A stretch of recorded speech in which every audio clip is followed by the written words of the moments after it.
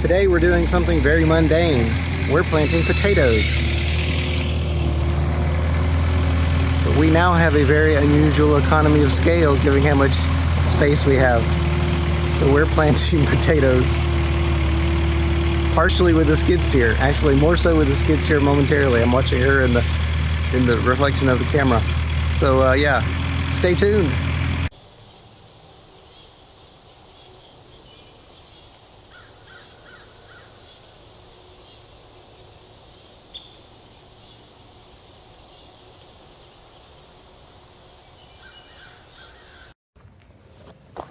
So as the sun sets on another beautiful day, ha ha ha. What we have are logs that are cut into about 10-foot lengths. So you can see this about 20 by 20. And how many rows did we say? About 10 rows. I think is what we're gonna do. You're not in frame, do you care? Nope, but you can see my hand. So we're gonna do about 10 rows of potatoes. We only bought 15 pounds, which is more potatoes than we usually consume in a year. Nevertheless, ever planted that many. But again, economy of scale. It's just like this area that we had cleared, measured off. It goes to the other side of these trees to here. Down there, where's that, right? There to the corner. That's where the telephone road cuts through. This is 160 by 75 feet. It's 12,000 square feet. It's a third, right at a third of an acre. And we're gonna do potatoes here, and then we'll do Christmas trees and figs, and maybe some blueberries and some other stuff. It's just kind of nuts, but this is one of the things that I kept telling my wife. It's like, pick out a place. If you want to plant garlic, we'll plant 20 feet of garlic, and we did. Actually, we planted about 40 or 50 feet of garlic and onions and some other stuff. And last year we had a couple of potatoes in a little hill, and we got some results. We're going to try it in a more conventional way. The dirt is beautiful. It's nice and dark.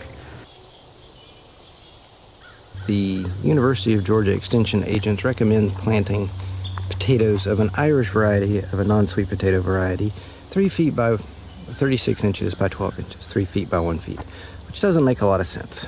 So, you know, why would a row versus a column have a separate or different spacing? I don't really understand the difference. And so if you were gonna have them spaced apart, we're going for something a little bit more logical or average and go for a 2 by 2. So the rows that we were digging are roughly 2 feet apart, and we're going to go for a 2-foot spacing.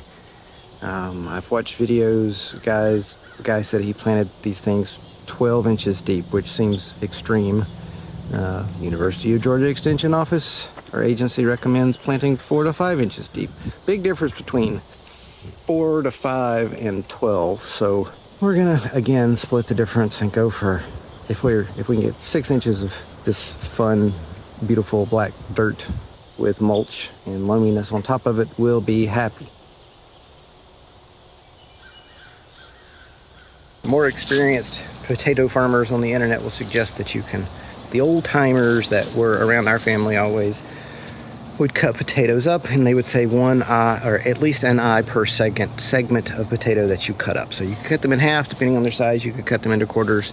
As long as you had an eye on the potato, it would sprout, theoretically. Recent research from somebody else, I'll see if I can find the video and put it here, suggested that he did an experiment where he cut potatoes. He used whole potatoes. He put them in mounds. He buried them 12 inches underground. He put them a couple of inches, blah, blah, blah. He did the, I can't remember her name, a no-till version for potatoes, where she put stuff on top, hay on top of an untilled dirt, etc. Anyway, see link to that video. So several suggestions from experienced potato farmers saying cut or to not cut. The video that I was just talking about suggested that a cut potato yields half as many fruit as a whole potato. So if you leave the potato whole, theoretically, so the seed potatoes we're planting currently are left whole. When my father planted potatoes, he planted red potatoes and he planted them in hills. He often referred to them as new potatoes, which I later found out would just be early potatoes that were much smaller. My mother's father would use a tomato cage, and he would place the potatoes in the bottom and put leaves and yard debris on top of them, and as the potatoes sprouted and started coming up through the leaves, he would add more and more and more until the cage was full, and in theory, the potato grew up through all of the debris. She claims that he had a lot of success growing potatoes that way. I don't have a memory of that. I only remember my dad doing the hills and digging potatoes out from around the bottom of the plant.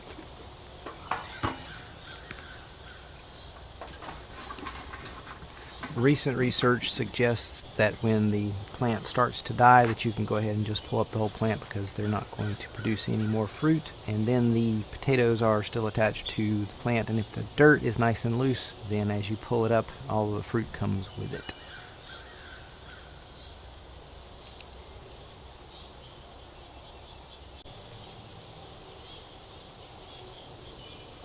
So this is video evidence of why I'm going to be sore in the morning and not able to move tomorrow.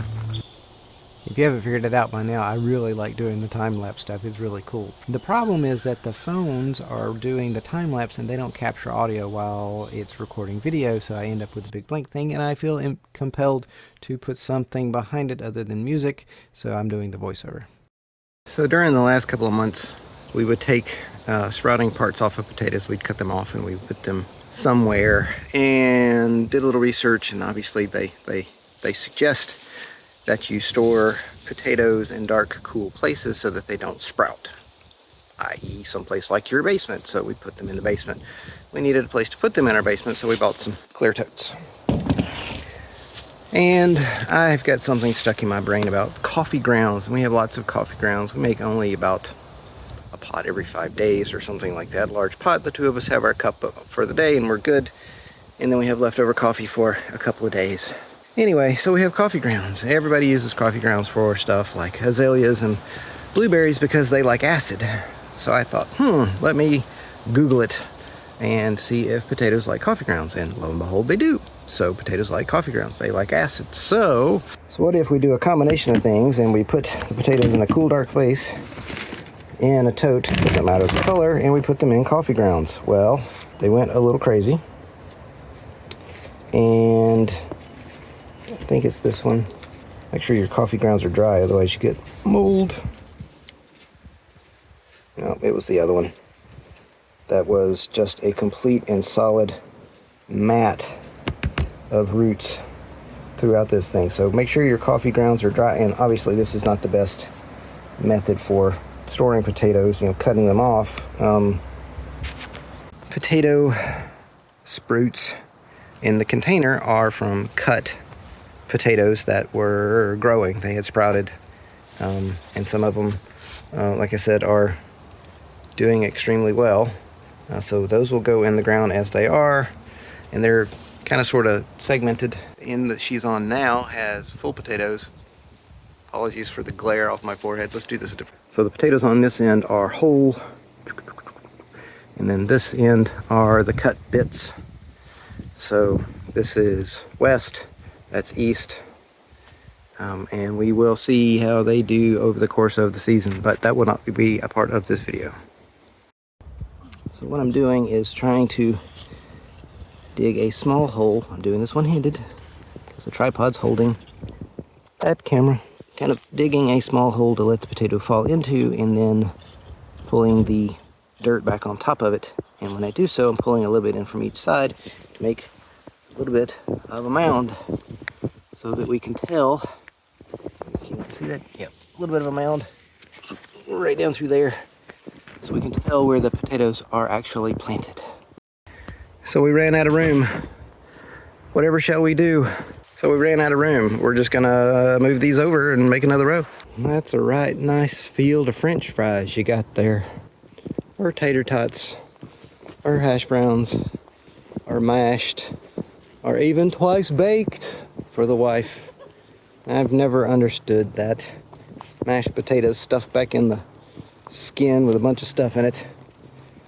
Just make it mashed and call it mashed. Let's see, 1, 2, 3, 4, 5, 6, 7, 8, 9, 10, 11, 12. 12 rows. It's more than we planned. But then the potato sprouts in the little clear totes produced quite a bit more than we had expected, and probably half of those will live. Anyway, we'll call that a success for now. Stay tuned for updates. Thanks for watching. I hope you enjoyed it. Too many hobbies, not enough time. It's a theme song, y'all.